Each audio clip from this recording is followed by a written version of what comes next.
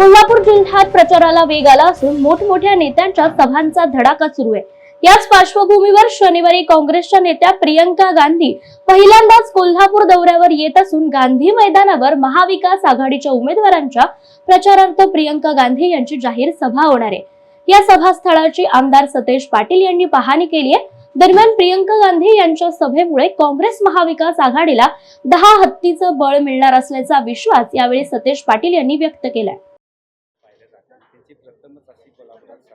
नाही निश्चितपणे आदरणीय आमचे नेते राहुलजी असतील, प्रियांकाजी असतील, या दोघांच्या बद्दल लोकांच्या मनामध्ये एक उत्सुकता आहे, लोकांच्या मनामध्ये एक आपुलकी आहे। कारण की ज्या पद्धतीनं भारत जोडोमधून राहुल गांधी देशभर फिरले, आज प्रियांकाजी या काँग्रेसच्या नेत्या म्हणून देशभर काँग्रेसला बळ देण्याचं काम करतात। या संकटाच्या काळामध्ये सुद्धा काँग्रेस वाढली पाहिजे, जगली पाहिजे, मोठी झाली पाहिजे, हे ज्यावेळी नेतृत्व 2 पावलं पुढे टाकतं त्यावेळी कार्यकर्ते 5 पावलं ताकदीनं पुढे उतरतात। आणि म्हणून प्रियांकाजींच्या या सभेनं आम्हाला 10 हत्तीचं बळ मिळेल अशी आम्हाला खात्री आहे। खरं तर मोदींच्या सभा होत्या